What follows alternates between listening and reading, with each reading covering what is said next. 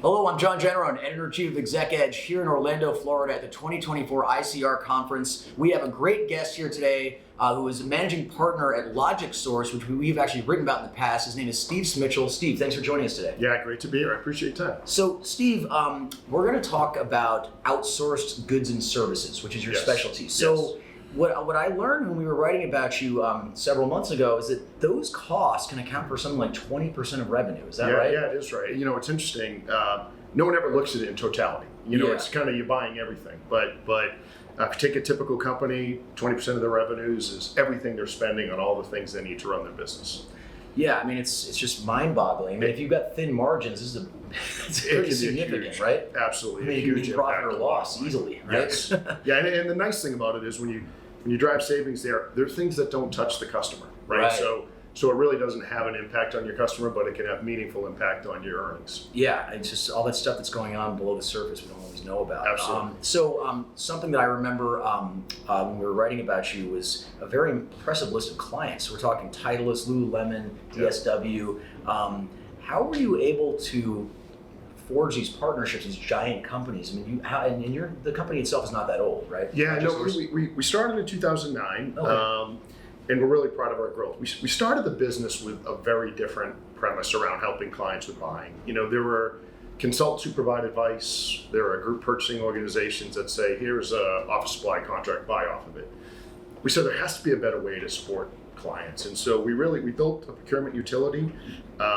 It's been incredibly successful, but I think for the most part, it's just earning that next client, keeping that next client, and doing great work. So you're right. Some of our clients really speak to how strong our business really is. Steve, could you help us make this a little bit more tangible? Tell us what some of these indirect expenditures are. If you can just give a couple of examples. Yeah. So it really encapsulates anything and everything a company uses to run the business. So when you think about it, that can be all of the employee benefits for the individual 401k plans and their medical benefits. It can be all of the facility maintenance, so everything they do to maintain the office and run the office, their legal services, consulting services, marketing and advertising, IT. It really is in our structure of taxonomy, there are probably 400 or 500 areas that these clients are buying again. So it adds up to quite a few areas for sure. So Steve, I think most of our viewers are pretty familiar with management consultants. So BCG, McKinsey, and they make pretty cool flywheels and stuff like that. But I'm joking a little bit here, but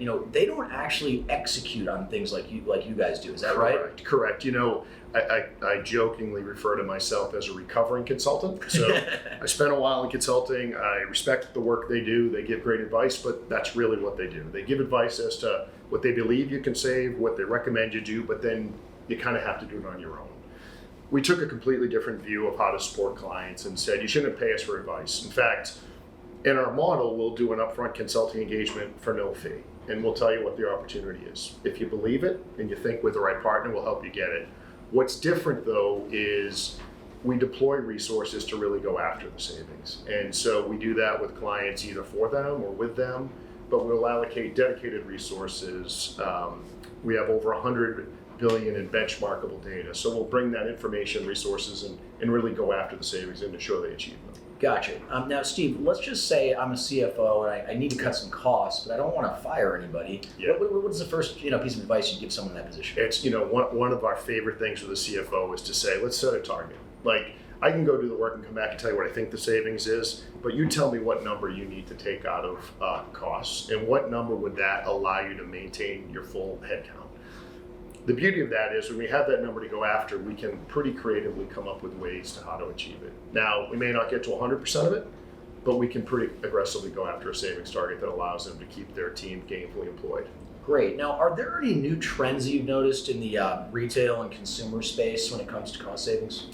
Yeah, interestingly, some of the biggest focuses now are how do I assure that I'm capturing the savings, and how do I assure I'm reinvesting it in the areas that I want to reinvest? Okay. So we have a client who recently said to us, we're not as concerned about bottom line. We want to drive savings so we can reinvest in another line of business. So more often than not, it's about efficiency to create the opportunity to invest in innovation. So particularly in this economy, we see a lot of focus on how do I reinvest in new areas of my business. Gotcha. Can you tell me about your outlook for 2024? What you're expecting to see? Is it going to be a different kind of year? We really think that as we go into this year, we kind of use that uncertainty view. So we're seeing a lot of our CFO clients just a little bit on uneasy footing, not quite knowing what the economy is going to do. We're coming out of the Christmas season where there were some mixed reviews of it. For us, sometimes that uncertainty is the worst case because you get non-action. So someone isn't sure, do I need to be in a cost-cutting mode or an investing mode? And what we end up finding is that by doing that, they tend to say, well, let me not make a decision and wait and see. Yeah. The nice thing about the work we do is you almost don't have to wait and see. You can either start now, drive savings, and then either way, if the economy's bad and you need to drive savings, drop to the bottom line. The economy's good and you want to take advantage of that and invest, take those savings and invest aggressively. But I think that uncertainty is really what's leading to a lot of indecision right now in the marketplace. Gotcha. Now, when we're talking about these specific costs, do they tend to fluctuate, or some going up, some going down, or they hold steady? How does that look? It fluctuate tremendously. Right. We really saw that in the COVID pandemic time, right? We all read the articles about ocean freight and how challenging it was to get supply. Yeah. When you think about indirect, though, there are thousands of commodities that impact the pricing. And so what's really valuable in our approach is our team will probably do 30,000 sourcing events this year. By being in the market every day on so many categories, we get a really on-the-spot view of pricing. And so it really gives us that advantage of knowing where pricing's going. But even things like we all heard ocean freight came down pretty dramatically after COVID.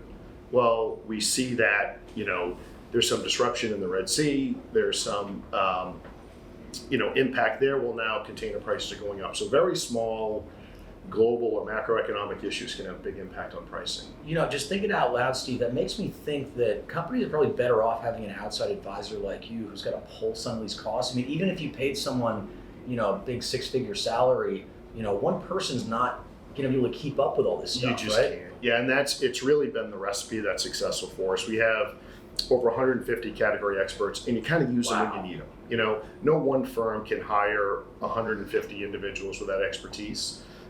So having that depth of experience and only needing to leverage them when you need to allows it to be a much more cost-effective way to manage procurement. Great. Can we talk about your proprietary technology a little bit without giving away, the secret sauce? Tell us about one market. No, so we for a long time, we actually leveraged third-party technology platforms for a while. We said, hey, we're in this business. Let's take advantage of some of the tools that are out there. And the problem was, we just found that those technology platforms didn't work in the complex indirect space. They're great for SKU-based items or for resale products. So we were really lacking for tools. So we said we need to build one. So one market is a 5-module technology platform. It was built by procurement professionals for procurement professionals. It's probably one of the most cost-effective models, and it was really established to support these very complicated indirect modules. So we have everything from spend insights to e-sourcing, contract management, project management, procure to pay, really the end-to-end life cycle of managing a procurement process. Great. Now I've got to ask you about 2 letters, probably the big 2 letters of 2023, AI. Yeah. Is AI important to your business? And if not, are there other technologies that you do focus on a lot? No, AI will become increasingly important. Okay. And when you think, so I mentioned today we have 100 billion in spending data. Across that, there's probably 1 trillion transactions on 1 trillion items in SKUs, right? Yeah. So in the procurement world, there's nothing better than being able to create benchmarks and understand pricing. Well, if you don't have a way to mine through that data efficiently and start to look for trends, look for information. So AI certainly won't solve things around procurement. You'll need smart category expertise. Yeah. It'll be really helpful in allowing all of this rich data that we have to become even more actionable. Gotcha. All right, Steve, we're going to leave it there. This has been terrific. Sounds Steve, great. Thanks for joining us today. Thanks for having me. John Jannarone, Editor-in-Chief of Exec Edge, signing off from Orlando, Florida.